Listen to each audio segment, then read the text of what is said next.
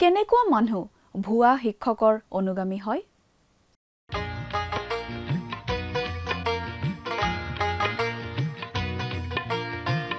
আজিৰে পবিত্ৰ ক্ষণতে উজলি সংগতা তেওঁ দূৰ হয়, ভয়ৰো তেওঁ স্থান নাই, দুখৰ ছায়া তেওঁ নাই, তেওঁ যে শান্তি ৰাখে।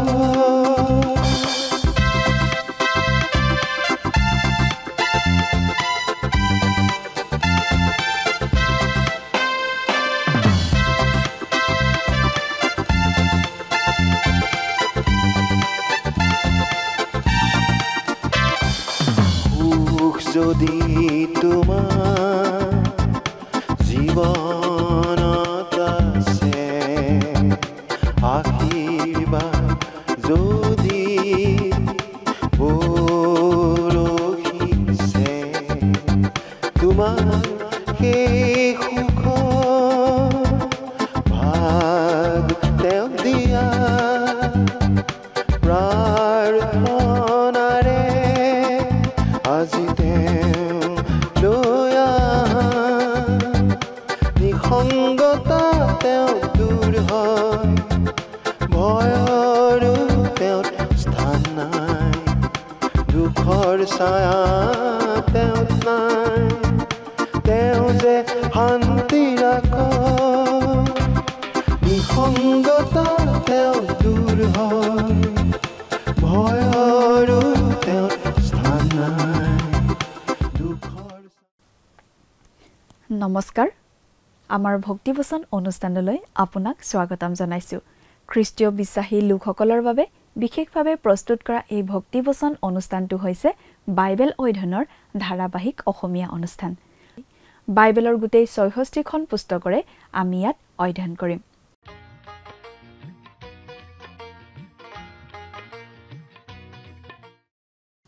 প্ৰিয় দৰ্শক, আপুনি যদি আমাৰ এই অনুষ্ঠানটো নিয়মিতভাৱে শুনি আছে, তেনেহলে আপুনি নিশ্চয় জানে যে আমি এতিয়া বাইবেলৰ নতুন নিয়ম খণ্ডৰ পিতৰৰ দ্বিতীয় পত্ৰ বা চমুকৈ দ্বিতীয় পিতৰ নামৰ পুস্তকখন অধ্যয়ন কৰি আছো।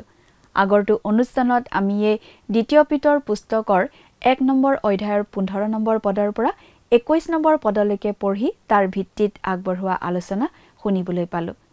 আজিৰ অনুষ্ঠানত আমি এই দ্বিতীয় পিতৰ পত্ৰখনৰ ২ নম্বৰ অধ্যায়ৰ ১ নম্বৰ পদৰ পৰা ২ নম্বৰ পদলৈকে পঢ়ি তাৰ ভিত্তিত আগবঢ়োৱা আলোচনা শুনিবলৈ পাম। এটা অভিকেন্দ্ৰিক শক্তি আছে যিয়ে আমাক ঈশ্বৰৰ বাক্যৰ পৰা আঁতৰাই পৃথিৱীলৈ টানি আনে। পৃথিৱীখনৰ পৰা ঈশ্বৰলৈ ঠেলি দিয়া এটা অপকেন্দ্ৰিক শক্তিও আছে, সেইটো হৈছে ঈশ্বৰৰ বাক্য। বাইবেল যে সঁচাকৈয়ে ঈশ্বৰৰ বাক্য তাৰ এটা ডাঙৰ প্ৰমাণ হৈছে আখৰে আখৰে ফলিওৱা ভাৱবাণীবোৰ। প্ৰথম লিখাৰ সময়ত বাইবেলৰ 1/3তকৈও অধিক কথা আছিল ভৱিষ্যৎবাণীমূলক।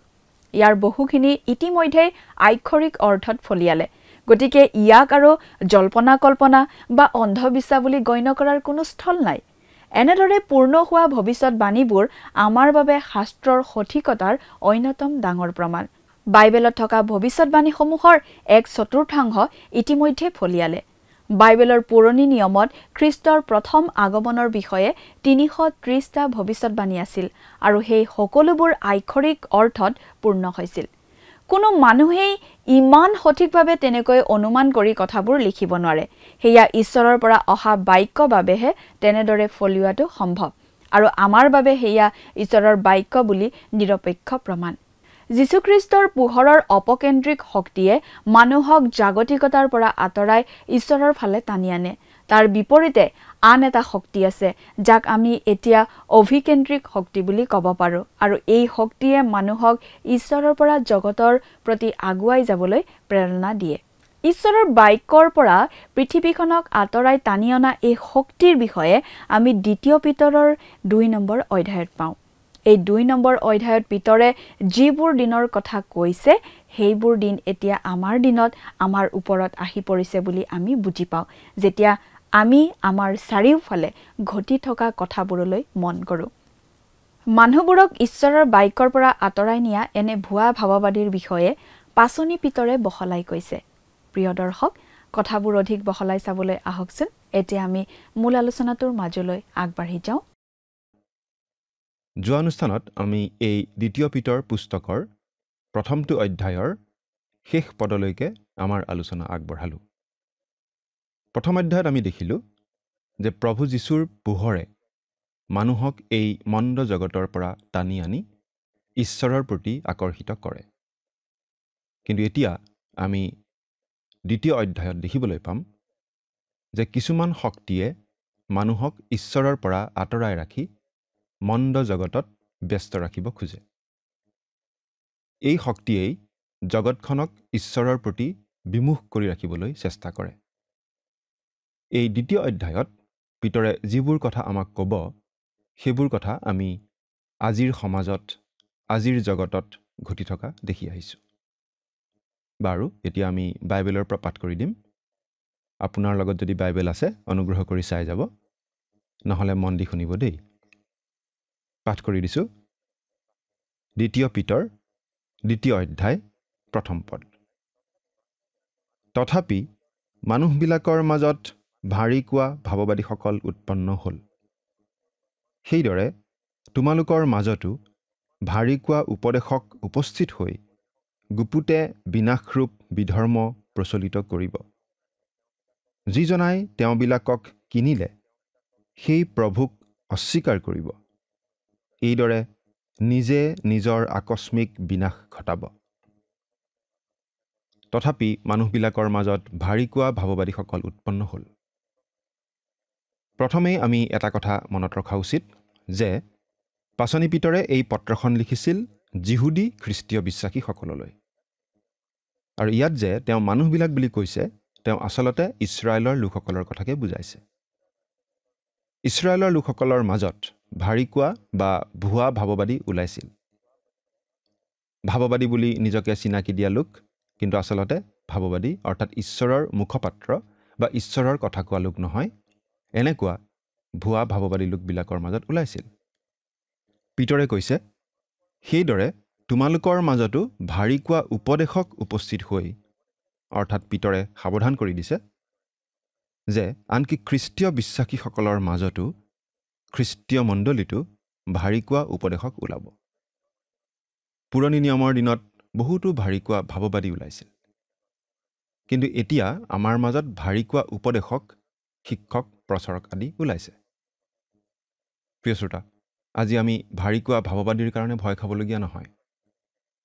কাৰণ তেনে লোকক চিনি পোৱাটো আজি আমাৰ কাৰণে বিশেষ একো সমস্যা নহয়। আজি যদি কোনো লোকে ভাৱবাদীৰ ভাও ধৰি কিবা ভাৱবাণী কয়, খুব সোনকালেই তেনে লোক মিছলীয়া বুলি প্ৰমাণিত হ'বই। সেই বিষয়ে সন্দেহ নাই।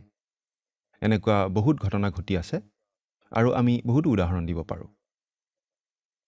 দ্বিতীয় বিশ্বযুদ্ধৰ সময়ত পশ্চিমীয়া দেশ এখনৰ এজন মানুহে ভাৱবাণী কৰিছিল যে জগতৰ শেষ দিন উপস্থিত হৈছে আৰু 1943 চনৰ 15 ছেপ্টেম্বৰ তাৰিখে জগতৰ অন্ত পৰিব। সেই দিনটো আহিল আৰু সেই মানুহজনৰ চোতালত অসংখ্য সাংবাদিক আৰু আন আন উৎসুক লোক আহি গোট খালেহি। তেওঁলোকে বাট চাই থাকিল। অৱশেষত সেই মানুহজন বাহিৰ ওলাই আহিল আৰু ক'লে যে তেওঁৰ হিচাপত ভুল হ'ল। আচলতে তাৰ পিছৰ বছৰ সেই একে তাৰিখে পৃথিৱী ধ্বংস হ'ব, অৰ্থাৎ 1944 চনৰ 15 ছেপ্টেম্বৰ তাৰিখে। কিছুমান খ্ৰীষ্টীয় বিশ্বাসীয়ে সেই মানুহজনৰ ভৱিষ্যতবাণীক লৈ অলপ চিন্তিত হৈছিল আৰু তেওঁলোকে বাতৰি কাকতত এটা বিজ্ঞপ্তি দিব খুজিছিল। তেতিয়া এজন বিজ্ঞ লোকে ক'লে, কোনো দৰকাৰ নাই। 1944 চনৰ 15 ছেপ্টেম্বৰত সেই মানুহজন মিছলীয়া বুলি আকৌ প্ৰমাণিত হ'বই। আৰু আমি সকলোৱে জানো যে সেই দিনটোত পৃথিৱী ধ্বংস নহ'ল। এই যুগৰ অন্তও নপৰিল। বাতৰি কাকতত সেই মানুহজনক ঠাট্টা বিদ্ৰূপ কৰি বহু কথাই লিখিলে। অৱশ্যে এনেকুৱা ঘটনাই খ্ৰীষ্টীয় বিশ্বাসী সমাজক কিছু আঘাত কৰে। কিন্তু এনেকুৱা মানুহ ওলাই থাকে আৰু থাকিবই বুলি আমাক বাইবেলে স্পষ্টভাৱে জনাই দিছে। আমি ভুৱা ভাৱবাদীৰ কথালৈ কাণ দিব নালাগে। কিন্তু আমি সদায় এটা কথা মনত ৰখা উচিত, আমি যে কেৱল ভুৱা শিক্ষকসকলকহে পৰীক্ষা কৰি চাব লাগে এনে নহয়। আমি আচলতে সকলো শিক্ষককেই পৰীক্ষা কৰি চাব লাগে। আমি চিনি পোৱা শিক্ষককো পৰীক্ষা কৰি চাব লাগে। আমি পৰীক্ষা কৰি চাব লাগে ঈশ্বৰৰ বাক্যৰ আধাৰত। কোনোবা ডাঙৰ বিখ্যাত মানুহে কিবা এটা ক'লেই আমি মানি ল'ব নালাগে। তৎক্ষণাত বিশ্বাস কৰি পেলাব নালাগে। এজন ছানডে স্কুল শিক্ষকে এনেদৰে কৈছিল, মই এটা ছানডে স্কুলৰ শ্ৰেণীত নিয়মিতভাৱে পাঠদান কৰোঁ। কোনোবাই যদি মোক কিবা কথাত প্ৰশ্ন সোধে বা মোৰ কথাত সন্দেহ প্ৰকাশ কৰে, তেতিয়া মই কওঁ, এজন বিখ্যাত বাইবেল শিক্ষকে এনেদৰে কৈছে বুলি। কিন্তু প্ৰিয় শ্ৰোতা, আমি তেনেদৰে ক'ব নালাগে। ঈশ্বৰৰ বাক্যত অৰ্থাৎ বাইবেলত কি কৈছে তাৰ আধাৰতহে আমি কথাবোৰ ক'ব লাগে। আজি বিভিন্ন ধৰণৰ শিক্ষা, বিভিন্ন তত্ত্বই মানুহবোৰক অতি সহজে অপথে লৈ যোৱা, বিভ্ৰান্ত কৰা আমি দেখিবলৈ পাওঁ। মানুহবোৰ অতি সহজে ভুল যায় আৰু কিছুমান অতি আচৰিত আৰু ঘিনলগীয়া কথা মানি চলা দলৰ কথাও মানুহে সহজে বিশ্বাস কৰি পেলায়। আমাৰ এই জগতখন কিমান যে ভুৱা বিশ্বাস, ভুৱা পন্থাৰ জন্ম হৈ আছে তাৰ লেখজোখ নাই। মানুহৰ মাজত যে ভুৱা শিক্ষক ওলাই মানুহক অপথে লৈ যাব, সেই বিষয়ে পিতৰে সাৱধানবাণী শুনাই গৈছে। কিন্তু মানুহে সেইবোৰলৈ যেন কাণসাৰেই নকৰে। বৰং বহুতো মানুহে এনেকুৱা ভুৱা শিক্ষকবোৰক সমৰ্থন কৰি ধন সম্পত্তি আদিৰে সহায় কৰাহে আমি দেখি থাকোঁ। এজন কবিয়ে লিখিছিল, এটুপ এটুপ কৰি ডাৱৰৰ পানী পৰি ভৰি গ'ল বহল সাগৰ, কণ কণ বালিচাহি ইটো সিটো লগ লাগি সাজি দিলে ধৰণী ডাঙৰ। জীৱনটোৰ বিভিন্ন প্ৰভাৱ সৰু বা অতি ক্ষুদ্ৰ হ'লেও আমাৰ দৰে কোমল মতিৰ লোকক নিৰ্দিষ্ট গঢ় দি থাকে। এৰা প্ৰিয় শ্ৰোতা, আমি যদি কেঁচা অৱস্থাত থকা বোকা যেন হৈ থাকোঁ, তেন্তে আমাক এই জাগতিক ভাৱচিন্তাই, বিভিন্ন ভুৱা মতবাদে, ভুৱা শিক্ষকে নিজৰ মতে গঢ় দি ল'ব পাৰে। পিতৰে কৈছে, ভুৱা শিক্ষকৰ পৰা সাৱধান।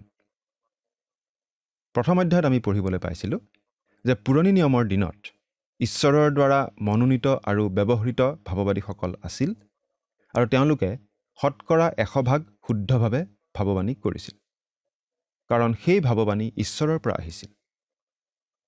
সেই ভাৱবাদীসকল আছিল সঁচা ভাৱবাদী। কিন্তু এতিয়া পিতৰে কৈছে, মানুহবোৰৰ মাজত ভাৰিকোৱা ভাৱবাদীও আছিল। ইছৰাইল জাতিৰ মাজত প্ৰকৃত ভাৱবাদীও আছিল, ভুৱা ভাৱবাদীও আছিল। ইয়াৰ এটা উদাহৰণ আমি পাওঁ আহব ৰজা আৰু জিহুচাফত ৰজাই অৰামীয়াবিলাকৰ বিৰুদ্ধে যুদ্ধ কৰিবলৈ আগবাঢ়ি যোৱাৰ সময়ত। এই কথা আমি পঢ়িবলৈ পাওঁ প্ৰথম ৰাজাৱলী 22 নম্বৰ অধ্যায়ত। তেওঁলোকে বেল দেৱতাৰ উপাসক এজন ভুৱা ভাৱবাদী গোটাই আনিছিল আৰু সেই ভুৱা ভাৱবাদীবিলাকে তেওঁলোকক যুদ্ধলৈ ওলাই যাবলৈ কৈছিল। কিন্তু সেই ভাৱবাদীবিলাকে যে ঈশ্বৰৰ পৰা ভাৱবাণী পোৱা নাছিল, সেই কথা জিহুচাফত ৰজাই লগে লগে বুজি পাইছিল আৰু তেওঁক কৈছিল, ইয়াত জানো ঈশ্বৰৰ প্ৰকৃত ভাৱবাদী কোনো নাই? আহব ৰজাই কৈছিল, এজন আছে, কিন্তু তেওঁক মই বন্দীশালত ৰাখোঁ, কাৰণ তেওঁ মোৰ বিষয়ে একো ভাল কথা নকয়। আজিও আমি দেখিবলৈ পাওঁ যে বহুতো মানুহে কিছুমান শিক্ষকক ভাল নাপায়, কাৰণ তেনে শিক্ষকে তেওঁলোকক তোষামোদ নকৰে, তেওঁলোকৰ বিষয়ে ভাল কথা নকয়। ক'বলৈ থাকিলেহে ক'ব। আহব ৰজাও তেনেকুৱা আছিল। ঈশ্বৰৰ প্ৰকৃত ভাৱবাদীজন আছিল মিখায়া। তেওঁ সত্য কথা কৈছিল আৰু আহব ৰজাই শুনিবলৈ ভাল নাপাইছিল। মিখায়াক মাতি অনা হ'ল আৰু তেওঁ আহব ৰজাক ক'লে, আপুনি যদি যুদ্ধলৈ যায়, যুদ্ধত আপোনাৰ মৃত্যু হ'ব। আহব ৰজাই জিহুচাফত ৰজাক ক'লে, দেখিলেনে, তেওঁ মোৰ বিষয়ে একো ভাল কথা নকয়। আহব ৰজাই মিখায়াৰ কথালৈ কাণ নিদিলে আৰু যুদ্ধলৈ গৈ ঠিক মিখায়াই কোৱাৰ দৰেই যুদ্ধত মৃত্যুবৰণ কৰিব লগা হ'ল। মিখায়া আছিল ঈশ্বৰৰ প্ৰকৃত ভাৱবাদী, কিন্তু সেই সময়ত কেইবাশও ভুৱা ভাৱবাদীও আছিল। সেইদৰে তোমালোকৰ মাজতো ভাৰিকোৱা উপদেশক উপস্থিত হৈ ডক্টৰ মাৰ্ভিন আৰ ভিনচেণ্ট নামৰ বিখ্যাত পণ্ডিত এজনে লিখিছে যে এই ভাৰিকোৱা উপদেশকৰ মূল গ্ৰীক শব্দটো চিউডো ডিডাস্কালছ আৰু এই শব্দটো নতুন নিয়মৰ কেৱল এই ঠাইতেই উল্লেখ কৰা হৈছে। এই ভাৰী কোৱা শিক্ষকসকলেই আজি খ্ৰীষ্টীয় মণ্ডলীৰ বাবে এটা ডাঙৰ বিপদ। ভাৰী কোৱা উপদেশক মানেনো কি বাৰু? ভাৰী কোৱা উপদেশক এনেকুৱা মানুহ যিজনে সত্য কথাটো জানে, কিন্তু কিবা বিশেষ উদ্দেশ্যত মিছা কথা কৈ মিছা কথা শিকায়। হয়তো কিবা ব্যক্তিগত স্বাৰ্থত, বা হয়তো মানুহক তোষামোদ কৰিবলৈ, বা হয়তো কিবা ধন লাভৰ আশাত তেওঁ তেনেকুৱা কৰে। এনেকুৱা উপদেশক বহুতো আছে। মানুহে যি বিচাৰে তেওঁলোকে তাকেহে কয়। তেওঁলোকে সত্য কথা জানিও নকয়। কিছুমান মানুহ আছে, তেওঁলোকে নাজানি ভুল কথা শিকায়। কিবা কথা ভুলকৈ বুজি তেওঁলোকে ভুলকৈ আনকো শিকায়। তেওঁলোক কিন্তু ভাৰী কোৱা শিক্ষক নহয়। তেওঁলোকে অজ্ঞানতাৰ বশৱৰ্তী হৈয়েই তেনেকুৱা কৰে। তেওঁলোকক আমি ভাৰী কোৱা উপদেশক বুলি ক'ব নোৱাৰোঁ। এই যে ভাৰী কোৱা উপদেশকবোৰ ওলাব, সেই কথা পিতৰে জনাই দিছে, কিন্তু সেই কথা তেওঁ ভৱিষ্যতে ঘটিব এনে এটা ভাৱ প্ৰকাশ কৰিছে। কাৰণ তেওঁৰ মৃত্যুৰ পাছত তেনেকুৱা দিন আহিব বুলি তেওঁ জনাই দিছিল। এনে ধৰ্মভ্ৰষ্টতাৰ দিন আহিব বুলি যিহুদাৰ পুস্তকতো জোৰ দি কোৱা হৈছে। ঈশ্বৰে যেতিয়া কোনো এটা কথা গুৰুত্ব সহকাৰে জনাব খোজে, তেওঁ সেই কথা একাধিকবাৰ কয়। সেইবাবে পিতৰৰ যোগেদি কোৱা কথা ঈশ্বৰে যিহুদাৰ যোগেদিও কোৱাইছে। অৱশ্যে যিহুদাৰ পত্ৰত আমি পাওঁ যে ইতিমধ্যেই ভুৱা শিক্ষক ওলাইছে। অৰ্থাৎ পিতৰে কোৱাৰ দৰে কিছুদিন পাছতেই খ্ৰীষ্টীয় মণ্ডলীত ভুৱা উপদেশকৰ আৱিৰ্ভাৱ হৈছিল। সেই দিন ধৰি আজিলৈকে আমাৰ মাজত ভাৰী কোৱা উপদেশক ওলাই আছে। ভাৰী কোৱা উপদেশকনো কেনেকুৱা, সেই বিষয়ে এটা সুন্দৰ সূত্ৰ আমাক ইয়াত দিয়া হৈছে। গুপুতে বিনাশৰূপ বিধৰ্ম প্ৰচলিত কৰিব। যিজনাই তেওঁবিলাকক কিনিলে সেই প্ৰভুক অস্বীকাৰ কৰিব। এইদৰে নিজৰ নিজৰ আকস্মিক বিনাশ ঘটাব। বিনাশৰূপ বিধৰ্ম মানে ধ্বংস মাতি অনা ধৰ্মভ্ৰষ্টতা। আমি ভাৰী কোৱা উপদেশকবোৰ কেনেদৰে চিনি পাব পাৰোঁ? তেনে লোকসকলে প্ৰভু যীশুখ্ৰীষ্টই যে আমাৰ মুক্তিৰ নিমিত্তে সকলোখিনি কৰি থৈ গ'ল, সেই কথা অস্বীকাৰ কৰে। তেওঁলোকে খ্ৰীষ্টীয় মণ্ডলীৰ সভ্য হৈ মণ্ডলীৰ সেৱা উপাসনা আৰু বিভিন্ন কাৰ্যসূচীত ভাগ লৈ থাকিবও পাৰে। তেওঁলোকে নিজকে খ্ৰীষ্টীয় বিশ্বাসী বুলিয়েই চিনাকি দিয়ে, কিন্তু মনে মনে খ্ৰীষ্ট বিৰোধী কাৰ্যত লিপ্ত হৈ থাকে। এবাৰ এটা মণ্ডলীত এটা ঘটনা ঘটিছিল। সেই মণ্ডলীটো খ্ৰীষ্টীয় বিশ্বাসীৰ মণ্ডলী আছিল। মানুহবোৰ খুব ভাল খ্ৰীষ্টিয়ান আছিল। বহুতো লোকে নিয়মিতভাৱে সেৱা উপাসনাত যোগ দিছিল। তেওঁলোকে মণ্ডলীৰ বাবে এজন নতুন পালক বিচাৰিলে আৰু এজন লোক পালক হ'বলৈ আহিল। তেওঁক সাক্ষাৎকাৰ লোৱা হ'ল। তেওঁ সোধা হ'ল, আপুনি বাইবেল ঈশ্বৰৰ বাক্য বুলি বিশ্বাস কৰেনে? তেওঁ ক'লে, হয়, কৰোঁ। তেনেদৰে খ্ৰীষ্টীয় বিশ্বাসৰ সকলোবোৰ গুৰুত্বপূৰ্ণ কথাই তেওঁ বিশ্বাস কৰোঁ বুলি ক'লে। তেওঁক পালক হিচাপে নিযুক্তি দিয়া হ'ল। 2 বছৰমান পাছত দেখা গ'ল যে সেই মণ্ডলীৰ সভ্যবিলাকৰ সংখ্যা কমি গৈ গৈ প্ৰায় নোহোৱা হৈ পৰিছে। সেই মণ্ডলীৰ বেছিভাগ লোকে আন মণ্ডলীৰ সেৱা উপাসনাত যোগ দিবলৈ আৰম্ভ কৰিছে। কিয় বাৰু? কাৰণ সেই পালকজন আচলতে দুতলীয়া লোক আছিল। তেওঁ আনৰ আগত ফাঁকি দি চলিছিল।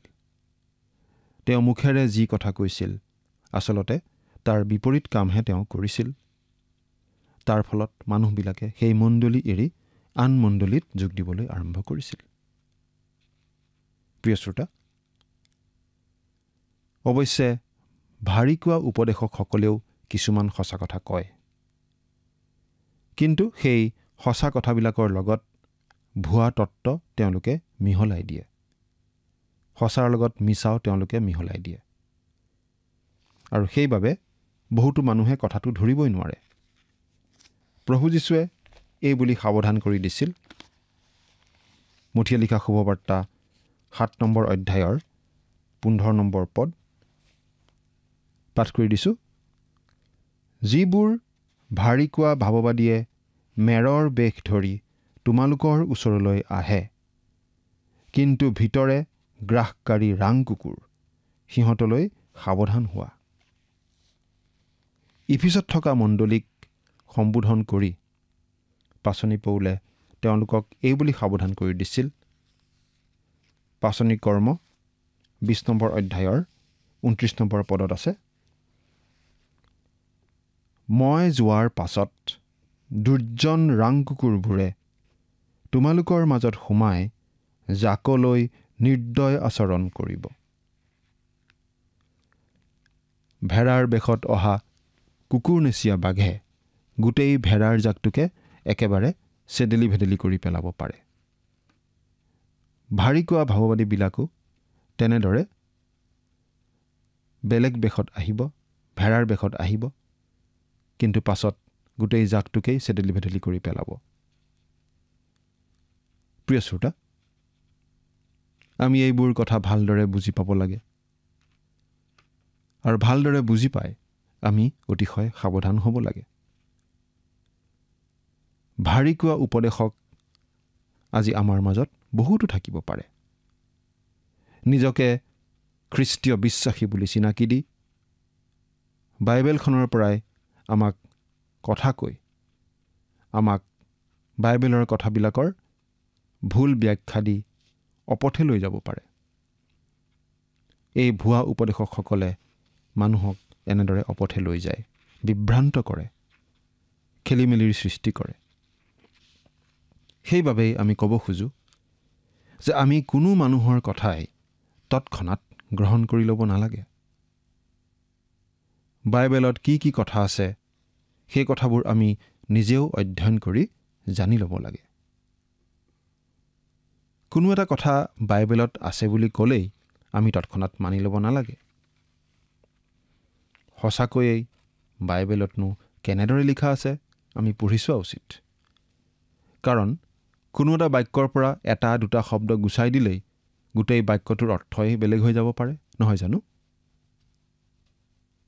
মুঠতে আমি ঈশ্বৰৰ বাক্যতেই দৃঢ় খোপনি লৈ থকা উচিত। বাৰু, এতিয়া আমি 2 নম্বৰ পদটো চাওঁ হওক। আৰু অনেকে তেওঁবিলাকৰ লম্পট আচৰণৰ অনুগামী হ'ব, তেওঁবিলাকৰ কাৰণেই সত্যৰ পথ নিন্দিত হ'ব। আৰু অনেকে তেওঁবিলাকৰ লম্পট আচৰণৰ অনুগামী হ'ব। প্ৰথমতেই আমি মন কৰা উচিত যে এই ভাৰী কোৱা উপদেশকবোৰৰ আচৰণক লম্পট আচৰণ বুলি কোৱা হৈছে। লম্পট বুলি ক'লে আমি কি বুজো? লম্পট বুলি ক'লে আমি কুচৰিত্ৰৰ, নৈতিকতা নোহোৱা মানুহকেই সাধাৰণতে বুজো। যৌন বিষয়ক কথাত লাগবান নোহোৱা কাম কৰা মানুহক বুজো। ভাৰী কোৱা উপদেশকসকল দেখাত অতি ভব্যগব্য, অতি ধাৰ্মিক লোক যেন হ'লেও আচলতে তেওঁবিলাকৰ আচৰণ লম্পট আচৰণ বুলি ইয়াত কোৱা হৈছে। অতি চোকা ভাষাৰ কথা ইয়াত ব্যৱহাৰ কৰা হৈছে, নহয়নে বাৰু? আৰু বহুতো লোকে এনেধৰণৰ ভুৱা শিক্ষকবোৰৰ অনুগামী হ'ব। খ্ৰীষ্টীয় মণ্ডলীৰ বহুতো লোকক তেওঁলোকে ভুল পথে লৈ যাব। কিন্তু আমি ভাবোঁ প্ৰকৃত বিশ্বাসীসকলক তেওঁলোকে চিৰদিনৰ বাবে অপথে নিব নোৱাৰে। কিছুদিনৰ বাবে ভুল পথে গ'লেও প্ৰকৃত খ্ৰীষ্টীয় বিশ্বাসীজনে ভুল বুজি পাবই আৰু ভুল বুজি পাই আকৌ প্ৰকৃত পথলৈ ঘূৰি আহিবই। কিন্তু ভুৱা বিশ্বাসীসকল এই ভুৱা উপদেশবিলাকৰ পিছে পিছে যাব। ভুৱাসকলৰ পিছতেই যাব।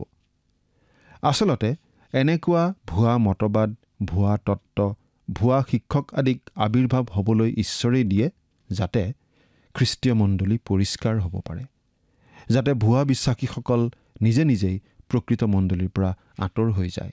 কাৰণ ভুৱা খ্ৰীষ্টীয় বিশ্বাসীসকলহে ভুৱা উপদেশকৰ পাছে পাছে যায়। বতাহে ধানৰ পৰা পতান উৰুৱাই নিয়াৰ নিচিনাকৈ ভুৱা উপদেশকবোৰেও মণ্ডলীৰ পৰা ভুৱা বিশ্বাসীবোৰ আঁতৰাই লৈ যায়। এই বিষয়ে পাচনি পৌলে লিখি থৈ গৈছে। 1 কৰিন্থিয়া 11 নম্বৰ অধ্যায়ৰ 19 নম্বৰ পদটো চাওঁচোন কি লিখা আছে। কিয়নো তোমালোকৰ মাজৰ পৰীক্ষাসিদ্ধ মানুহবিলাক প্ৰকাশিত হ'বলৈ তোমালোকৰ মাজত নানা মতো হ'ব লাগে। আন কথাত ক'বলৈ গ'লে প্ৰকৃত খ্ৰীষ্টীয় বিশ্বাসীসকল সেই ভুল পথে নাযাব। প্ৰভু যীশুৱে কোৱা কথা এষাৰ এইখিনিতে আমি মনত পেলোৱা উচিত। প্ৰভু যীশুৱে কৈছিল, মোৰ মেৰবিলাকে হ'লে মোৰ মাত শুনে, ময়ো সেইবিলাকক জানো আৰু সেইবিলাক মোৰ পাছে পাছে আহে। যোহন 10 নম্বৰ অধ্যায়ৰ 27 নম্বৰ পদ।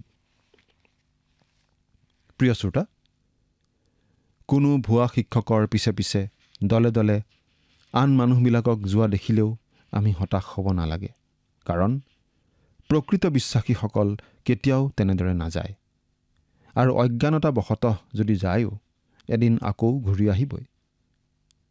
কিন্তু আপুনি বাৰু প্ৰভু যীশুত থিৰে আছেনে? চিন্তা কৰি চাওকচোন। ঈশ্বৰে আপোনাক আশীৰ্বাদ কৰক। আমেন।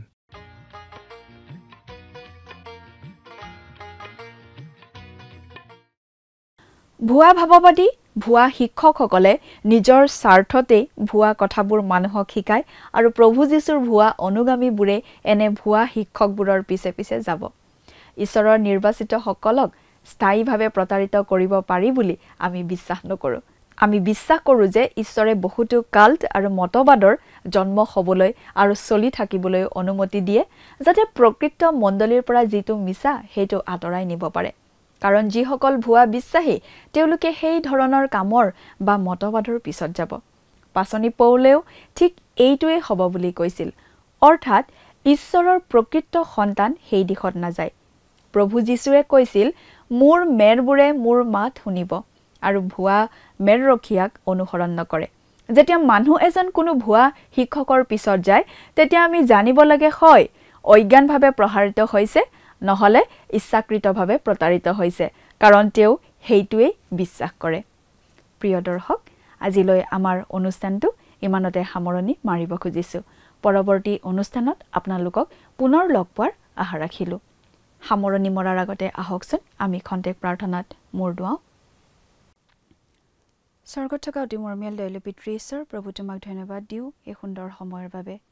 বিশেষকৈ পিতৃ সময়তে প্ৰাৰ্থনা কৰিছোঁ তোমাৰ চৰণত, তোমাৰ যি পবিত্ৰ বাক্য অধ্যয়ন কৰা হ'ল, এই বাক্যৰ যোগেদি সকলো দৰ্শকে আশীৰ্বাদ প্ৰাপ্ত হৈছে বুলি প্ৰভু বিশ্বাস ৰাখোঁ আৰু তেওঁলোকক প্ৰভু তোমাৰ হাতত সমৰ্পণ কৰিছোঁ। প্ৰভু তুমি তেওঁলোকক আশীৰ্বাদ কৰিবা, তেওঁলোকৰ পৰিয়ালত আশীৰ্বাদ কৰিবা আৰু তেওঁলোকৰ সকলো প্ৰয়োজনবোৰ প্ৰভু তুমি পূৰণ কৰিবা। এই সকলো যাচনা মহান ত্ৰাণকৰ্তা প্ৰভু যীশুখ্ৰীষ্টৰ নামত অৰ্পণ কৰিছোঁ। আমেন। প্ৰিয় দৰ্শক, যোৱা অনুষ্ঠানৰ প্ৰশ্নটোৰ শুদ্ধ উত্তৰটো হৈছে এনচাৰ অপশ্যন বি, ভাৱবাদী। আজিৰ অনুষ্ঠানৰ ওপৰত আধাৰিত প্ৰশ্নটো হৈছে আহব ৰজাই বন্দী কৰি ৰখা ভাৱবাদীগৰাকী কোন আছিল? অপশ্যন এ এলিয়া, অপশ্যন বি ইলিছা, অপশ্যন চি মিখায়া, অপশ্যন ডি মিখা। প্ৰিয় দৰ্শক, আজিৰ প্ৰশ্নৰ সঠিক উত্তৰটো আজি সন্ধিয়া 6 বজাৰ আগেয়ে আপোনাৰ নাম আৰু সম্পূৰ্ণ ঠিকনাৰে সৈতে আমালৈ 7429840242 নম্বৰত SMS নাইবা হোৱাটছআপ যোগে প্ৰেৰণ কৰক। প্ৰিয় দৰ্শক, যদি আপোনাৰ এই অনুষ্ঠানটি শুনি ভাল লাগিছে তেনেহ'লে এই নম্বৰত এটি মিছ কল দিয়ক। ইয়াৰ যোগেদি আপুনি পৰৱৰ্তী অনুষ্ঠানত বিজয়ী হ'ব পাৰে।